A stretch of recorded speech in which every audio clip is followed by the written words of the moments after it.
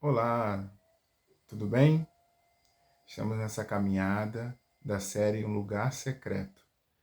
E eu quero convidar você que está assistindo o vídeo agora a assistir aos outros vídeos que complementam essa série. Nós colocamos no nosso coração criar uma série que daria um sermão muito grande para falar sobre esse assunto. Um assunto de oração, de estar na presença do Senhor Deus e principalmente procurar estar em contato aonde Deus Cristo Jesus está. Jesus agora está no seu santuário, intercedendo por nós e mandando o poder do Espírito Santo sobre nós. Então precisamos ter essa consciência cada vez mais de buscar a presença de Deus em nossa casa, montar nosso quarto de guerra. E aí, você já montou seu quarto de guerra? Espero que sim. Monte seu quarto de guerra, monte uma agenda de oração, participe dos momentos de oração na sua casa, mas também procure um local onde você vai também compartilhar esse momento. Deus vai te dar muitos momentos de vitória e oração. Vamos orar agora para o nosso próximo tema. Querido amado Deus, é bom estarmos na tua presença e cada vez mais aprendemos sobre ti, sobre que o Senhor tem um plano, um processo de salvação na nossa vida, restauração. Sou muito grato por estar compartilhando isso com nossos irmãos em Cristo e aqueles que também são amigos.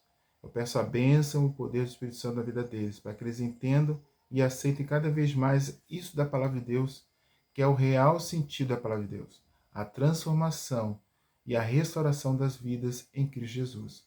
Eu te agradeço em nome de Jesus. Amém. Sabe, quando como falei para vocês das outras vezes, eu montei a série, eu fui lembrando de histórias. E uma história que eu fui investigar, porque eu já tinha escutado isso na época que eu era juvenil para adolescente na igreja, é a história do quadro A Última Ceia.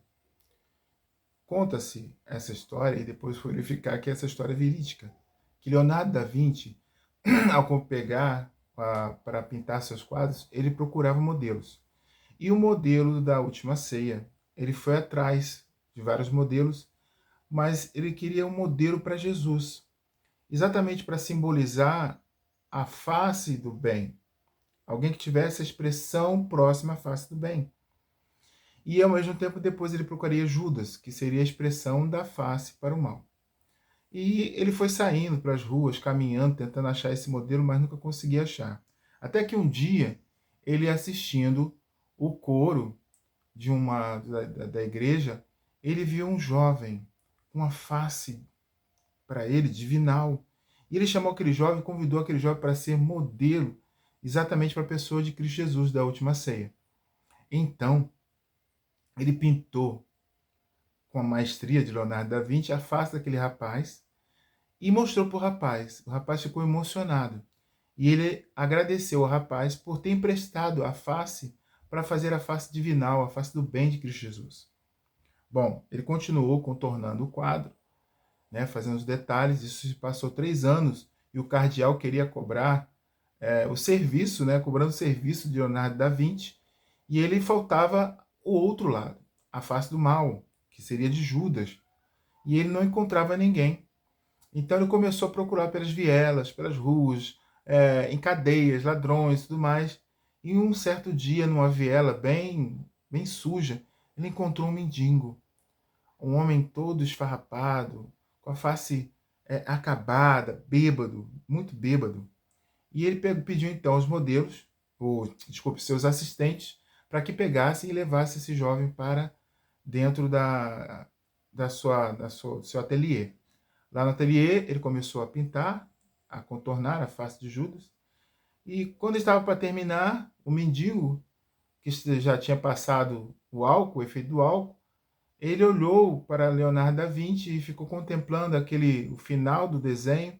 E depois, no final, ele mostra para o mendigo a face de Judas, que ele havia tirado da aparência do mendigo. O mendigo ficou muito triste e começou a chorar, chorar. E Da Vinci perguntou: por que você está chorando? Bom, eu já conheço esse quadro. Eu fui o rapaz que você pintou a face de Jesus.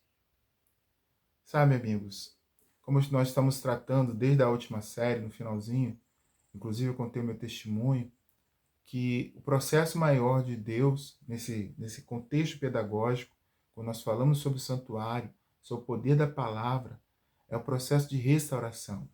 A degradação humana, ela acontece por vários motivos, ambiental, por situações do lar familiar, mas sem dúvida há um agente por trás disso tudo.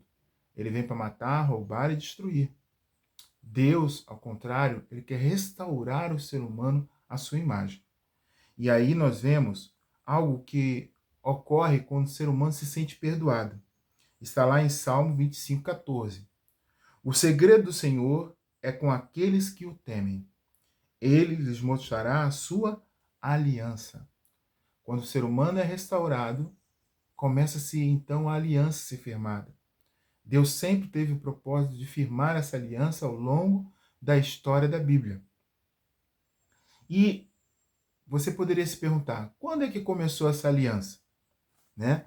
Se Deus tem um interesse, ele sempre projetou essa aliança aos patriarcas. Vamos lá em Deuteronômio 29, 12, 14. Eu peço a vocês que sempre procurem na Bíblia. Não criem o hábito de ver aquela pessoa falando da Bíblia e não ir à Bíblia. Isso é um péssimo hábito. Porque primeiro você está confiando naquilo que a pessoa está falando. Isso é errado. No processo da salvação, você tem que confiar no que você está lendo, no que você está pesquisando. Então, eu quero dizer para vocês, leiam. Por isso que eu repito 2 vezes. Leiam, tá bom? Deuteronômio 29, 12 e 14.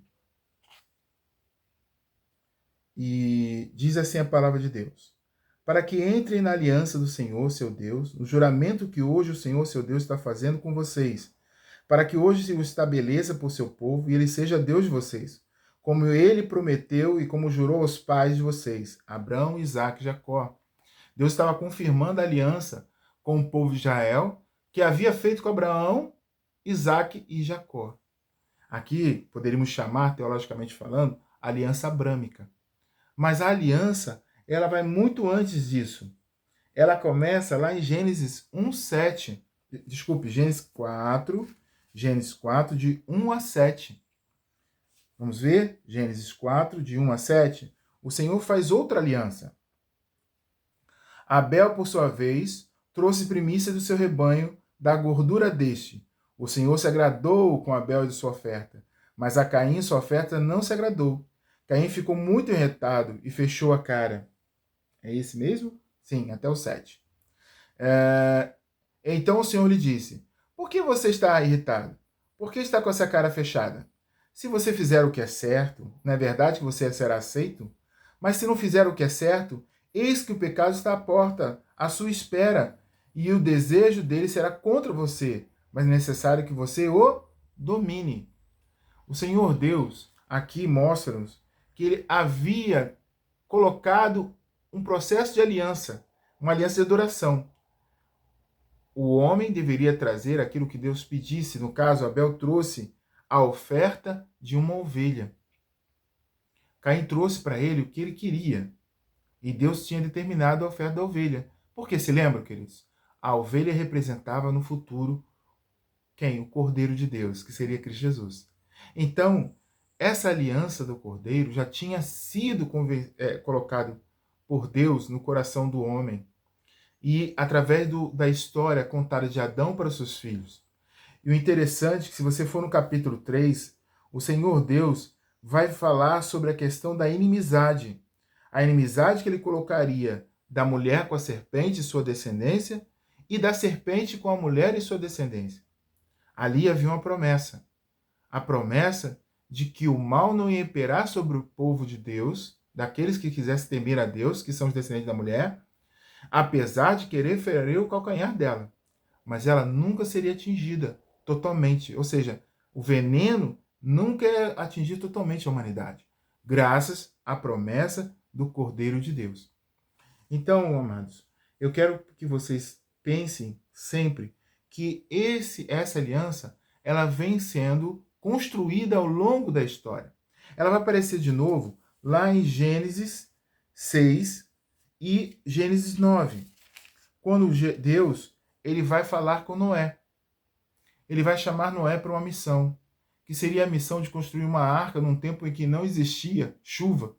E essa arca seria a proteção dele para a chuva. E Deus ali firma uma aliança. Você pode ler em Gênesis 6,18. Olha só. Mas com você estabelecerei a minha aliança. Você entrará na arca, você, seus filhos, sua mulher, suas mulheres e seus filhos. E de todos os seres que você entrar na arca, de 2 em 2 espécies, macho, conservá-los-ei vivos com você. A promessa de Deus era um cuidado especial. É claro que essa oferta tinha sido feita para toda a humanidade da época de Noé. Os estudiosos projetam, aritmeticamente falando, né, que a população na época do dilúvio já tinha chegado também a 9 bilhões de seres humanos. E a arca tinha sido projetada para caber 9 bilhões de seres humanos, se assim eles quisessem entrar na arca. Queridos, e depois o Senhor Deus, lá no capítulo 9, você vai ver a aliança de Deus com Noé. Nós chamamos, então, de outra aliança, mas na verdade é a mesma, que é a restauração e salvação do ser humano. Deus ali coloca o arco da aliança como símbolo de que nunca mais ele destruiria a terra com chuva. Versículo 12, 9, 12. E este é o sinal da minha aliança que faço entre mim e vocês, entre todos os seres vivos que estão com vocês e todas as futuras gerações. Porei o meu arco nas nuvens, e ele será por sinal de aliança entre mim e vocês. Eu quero que você preste atenção. Deus está falando que ele vai colocar o arco dele. Nós vamos ver que esse arco vai aparecer outras vezes na Bíblia. É o arco da aliança, o arco da promessa de Deus. Queridos, Deus, ele projeta essa aliança para o nosso tempo, firmada lá em Hebreus 10. Hebreus 10, 12. E nós podemos nos perguntar, Hebreus 10, versículo 12. Agora, qual será o processo do sinal da aliança de Deus no nosso tempo, ao entrarmos no lugar secreto, ao procurarmos a presença do Senhor Deus? A partir do versículo 12, o Senhor Jesus fala: Jesus, porém, tendo oferecido para sempre um único sacrifício pelos pecados, assentou-se à direita de Deus. Está à direita de Deus, lá ao lado do Pai Celestial, no santuário celestial, aguardando daí em diante até que seus inimigos sejam postos à estrada dos seus pés. Porque, como a única oferta aperfeiçoou para sempre, e estando sendo santificados, disto nos dá testemunho o Espírito Santo, pois ele nos diz: é esta aliança que farei com eles. Depois daqueles dias, o Senhor, imprimirei as minhas leis no coração deles, e as escreverei na sua mente. E acrescenta mais: também seus pecados e suas iniquidades jamais lembrarei. Então agora o processo de salvação, o processo de remissão e o processo de colocar a lei de Deus no nosso coração e na nossa mente é o sinal da nova aliança que está sendo processada agora no céu.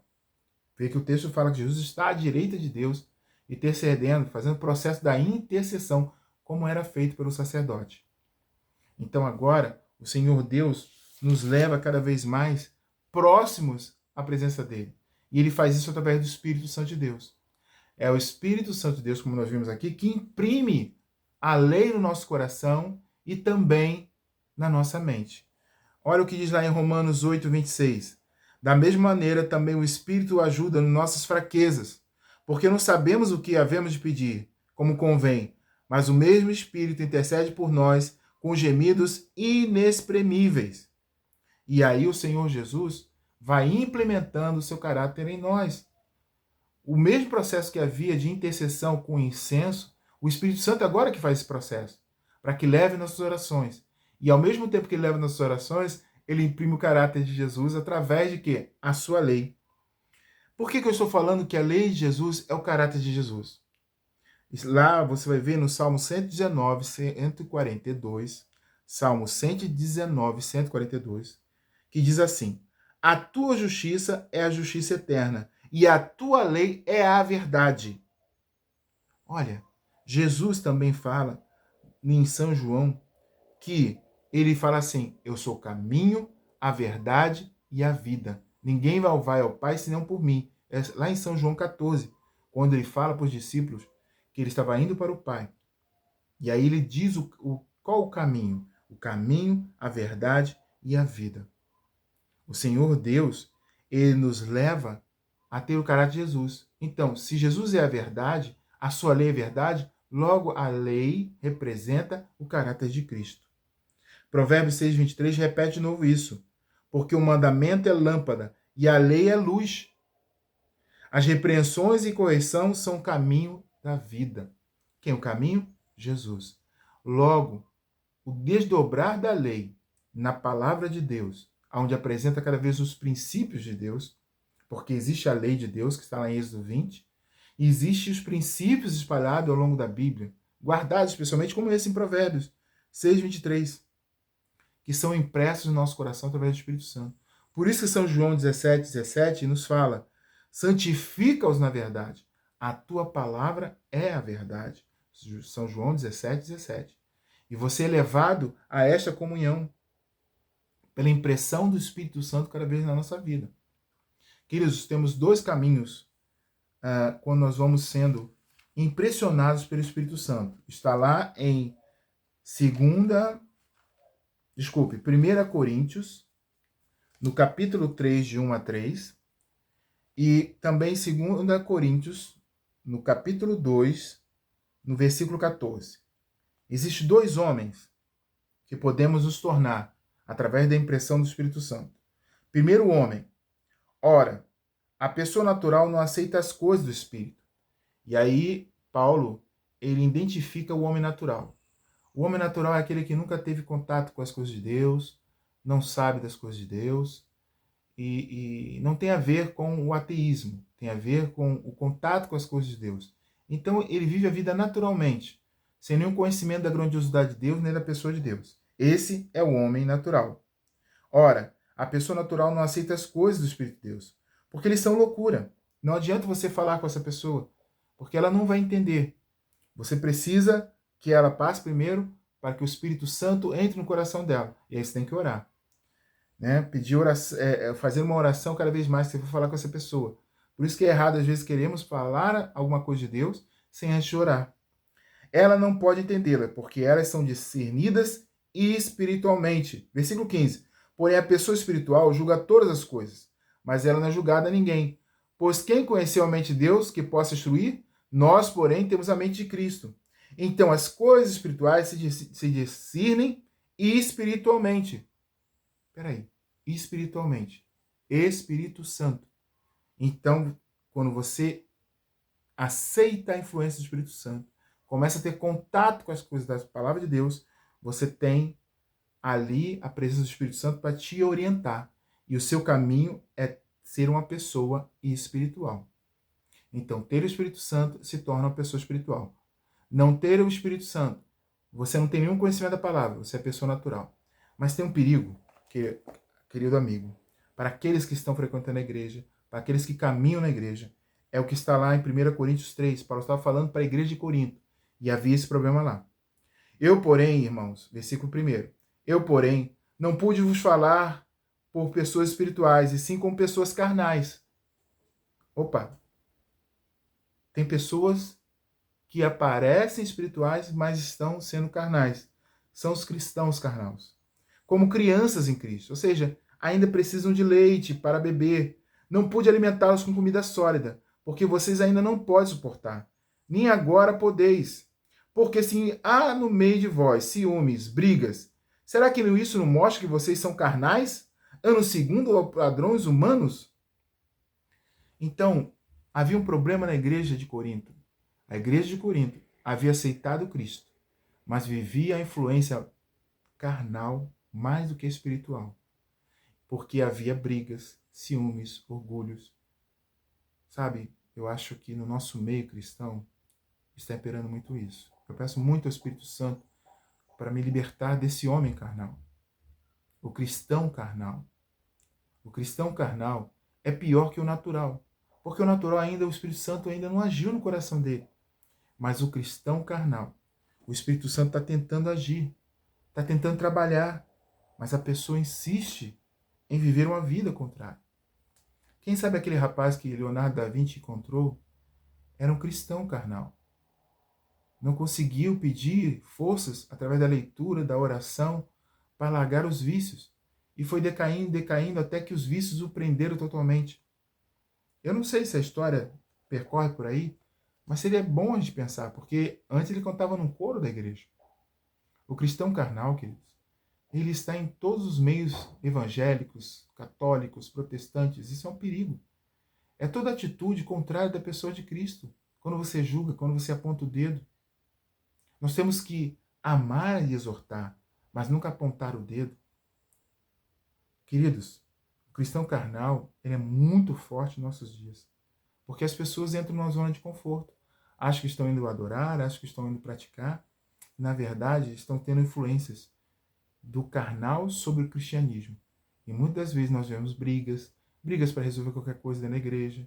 E isso contrapõe, ou vai contra o lado cristão, porque gera a incoerência. A incoerência perigosa ao longo da história. Né? Nós vimos as perseguições, as cruzadas, né? A Inquisição, porque havia cristãos carnais vivendo naquele período.